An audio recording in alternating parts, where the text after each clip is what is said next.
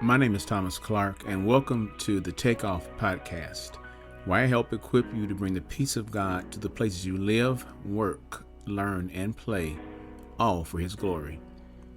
Every problem is a discipleship problem. Being a disciple of Christ does not mean we will not face problems, but it does mean we have the tools to face them faithfully. My worldview is that Christ transforms culture, and He does it through His followers.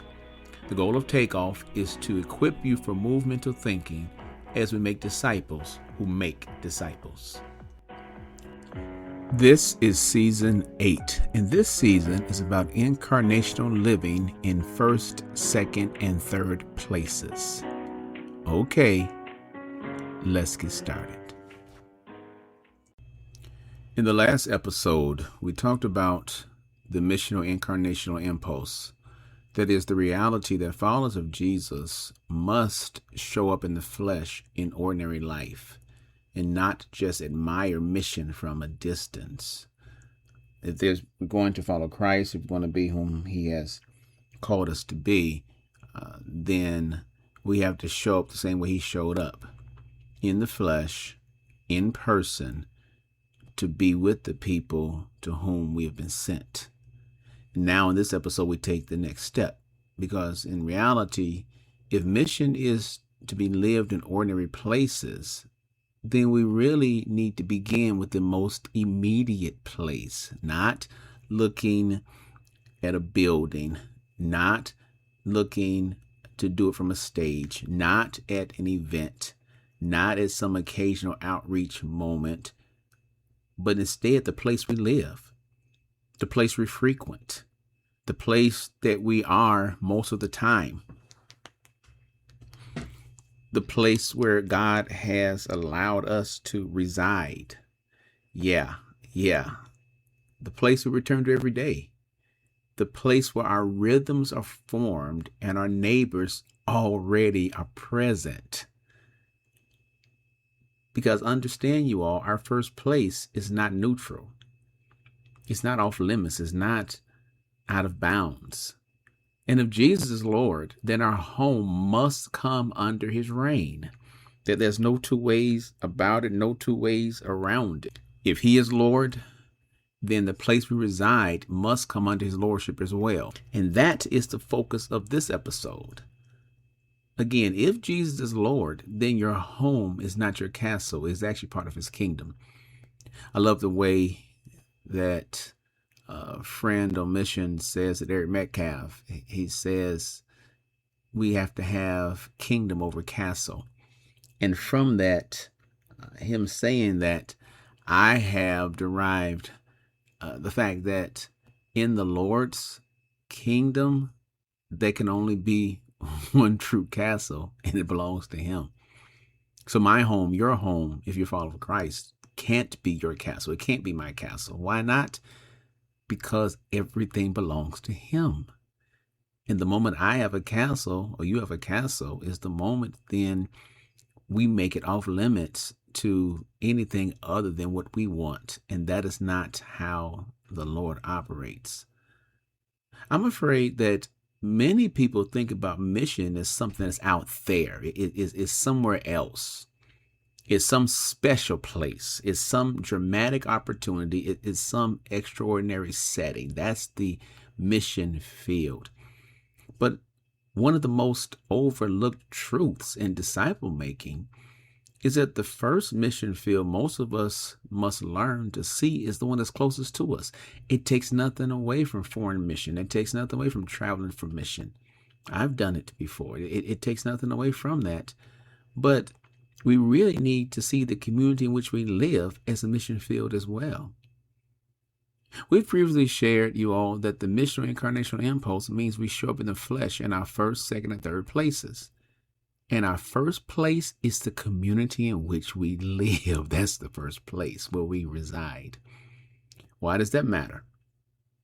Well, it matters because too many people are willing to travel for mission while remaining disconnected from the people living right next to them.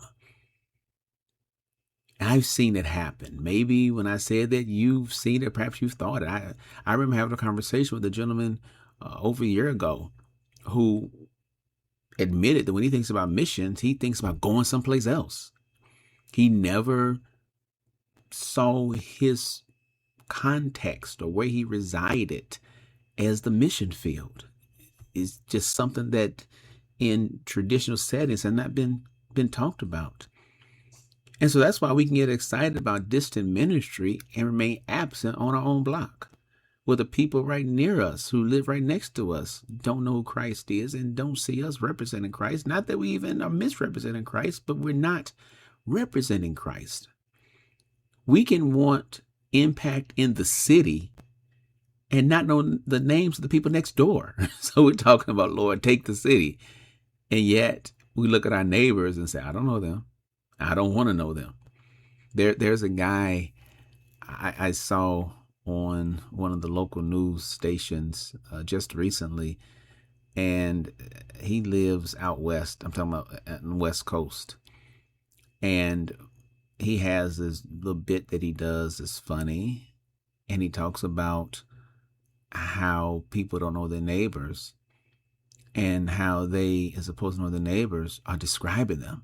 Oh, so you are, Sarah's brother's uncle's father, because Sarah is his child's friend. Or you are Bobby's daddy's wife, because again, Bobby is his son's or child's friend. But the problem is we can describe our neighbors, but we don't know our neighbors. Now, I just saw this bit this morning before I started recording this week's episode. But for years, I've been saying that how many times we describe our neighbors that same way. That's the soccer mom. There's the guy who doesn't cut his grass. There's the family who's always arguing. They can mean of our families, by the way. There's the people who don't curb the dog. So we don't know them, but we can describe them. And we know what house they live in because how we describe them. But they have names. They have identities. They're the imago Dei. They matter. And because they matter to Jesus, they should matter to us. We can talk about being sent and still live like our home is our hiding place instead of a kingdom outpost. That we go in, close the doors, and don't want anyone to bother us because, again, for some of us, our home has become our castle. In truth, you all, you do not have to find a mission field before you begin. One of them is already wrapped around your address. Right around where you reside is the mission field. And I think it's important to understand that since Jesus is the Lord, our home really is not our castle. I want to be clear. I want to say this slowly. Since Jesus is Lord, our home is not our castle. Our home should be subject to the lordship of Christ. Yeah, we should submit that home to him.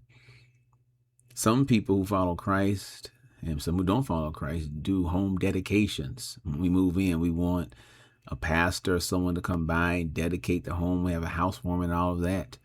And it's amazing because you dedicate the house to Christ, but then the house or what we do afterwards is not dedicated to Christ. And again, it's not that something bad or terrible or sinful is happening. It's just that it's not a place where people can meet Christ. And so talk about him being Lord and home not being a castle and it being subject to his lordship is not just a slogan. It's discipleship.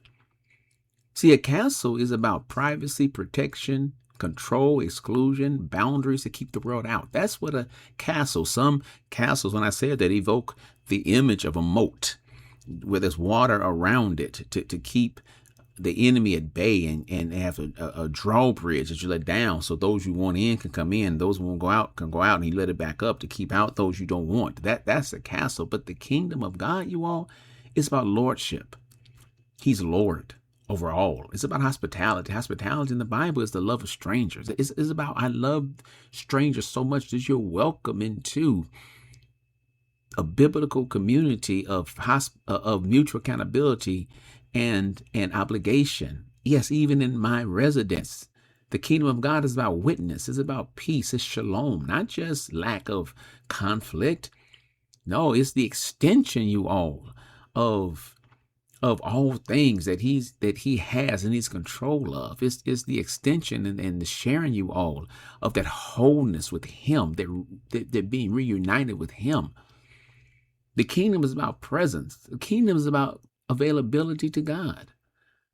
So when Jesus becomes Lord, he doesn't only claim our quote unquote church attendance, he claims our address. Yeah. He claims our front door. He claims our table. He claims our driveway. He claims our rhythms. He claims our availability. He claims our imagination for what home is for. He claims all of that. He says, I'm Lord, and all of that belongs to me. Yeah. Yeah. I love the way that is recorded in Joshua 24:15, where he says, as for me and my family, we will serve the Lord. And that's not just on, they would have had the Sabbath day, the Saturday. It's not just on the Sabbath day. It is consistently. It's not just in a geographical place. It's everywhere all the time. It's the way in which we are living. We're going to serve the Lord.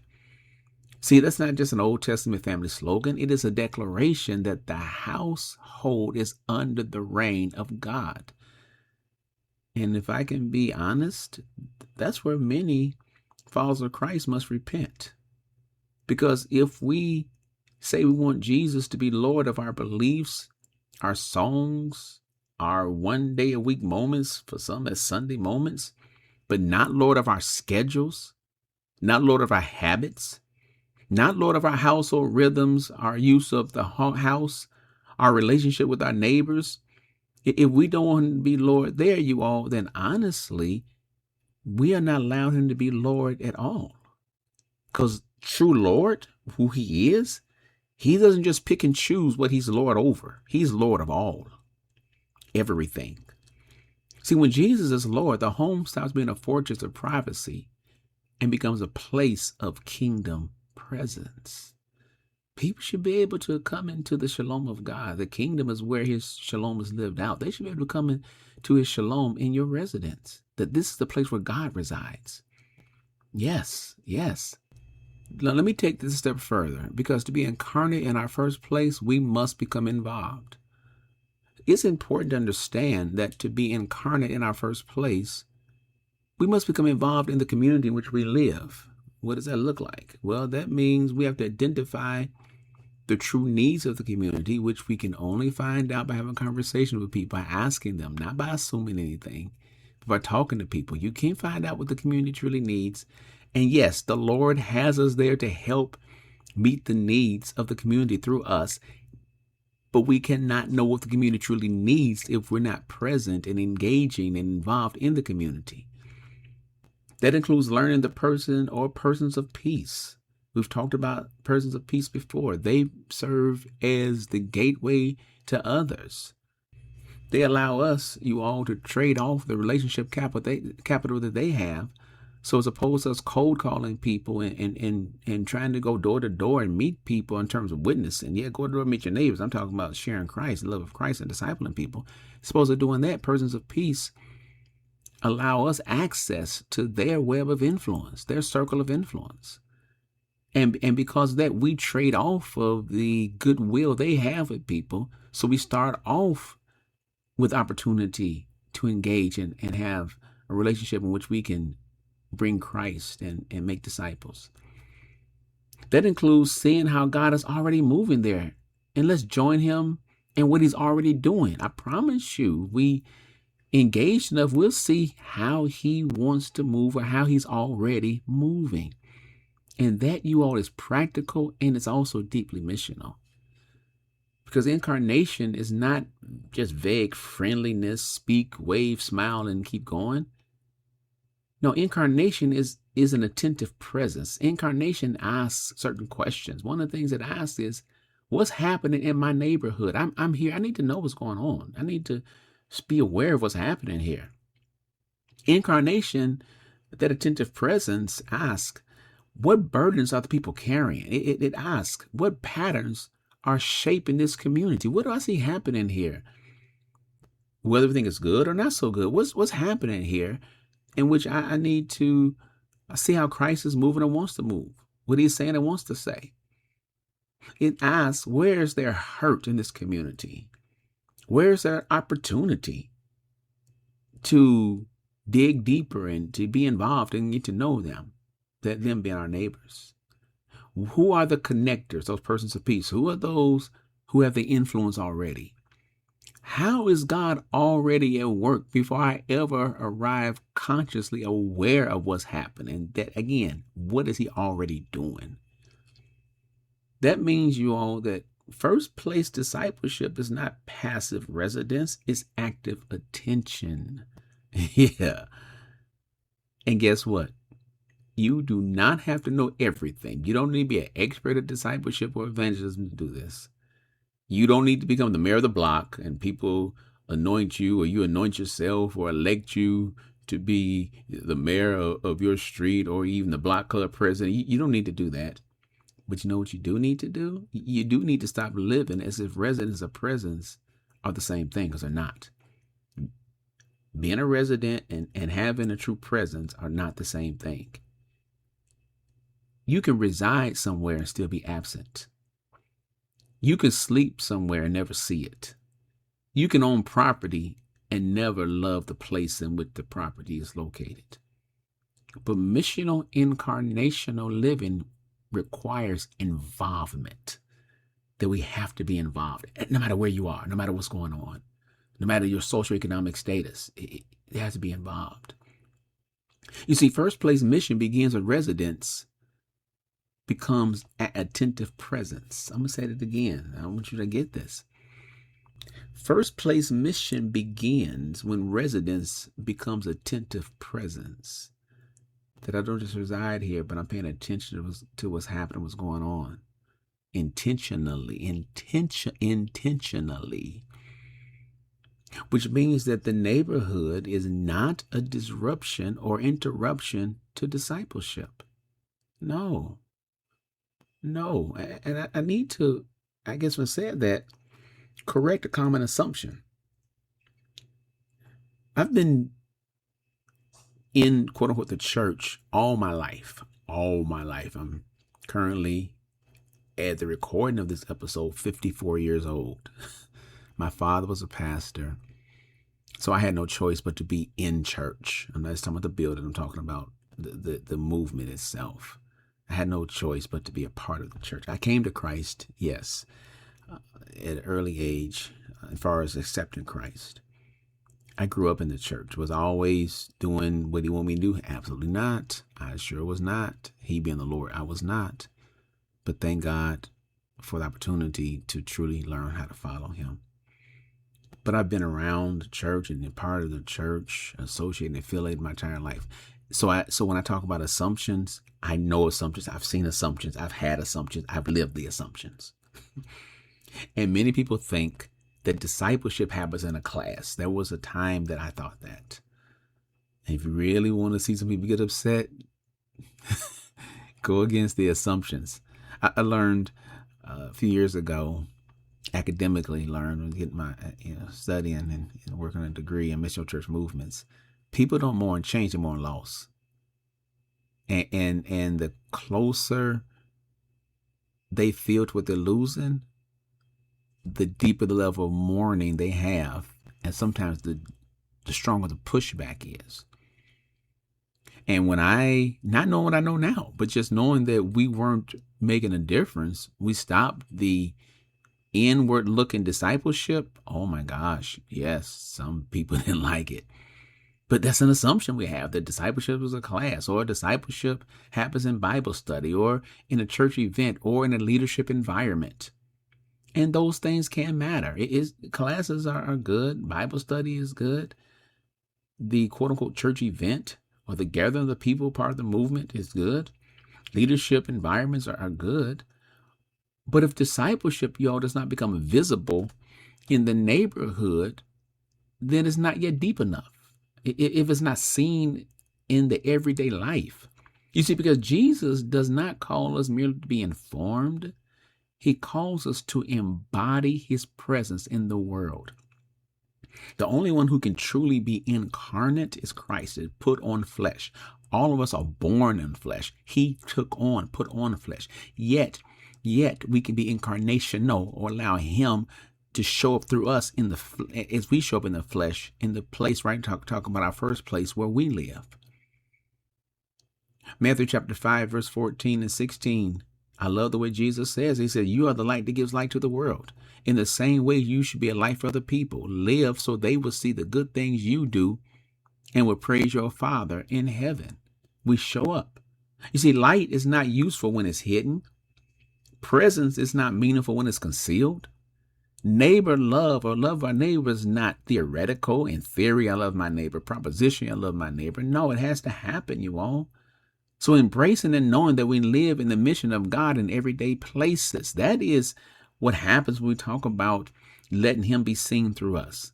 The Lord wants his kingdom to be in those places through us.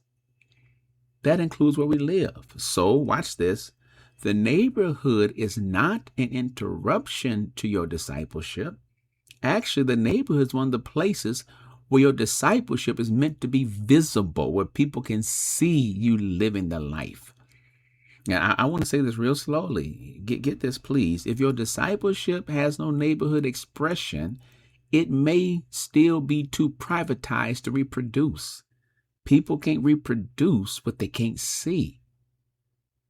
And some people are not going to run all over the place doing it. No, let it be right there where people live, where they reside. So I think it's important then for us to make it very practical about what first place faithfulness can look like.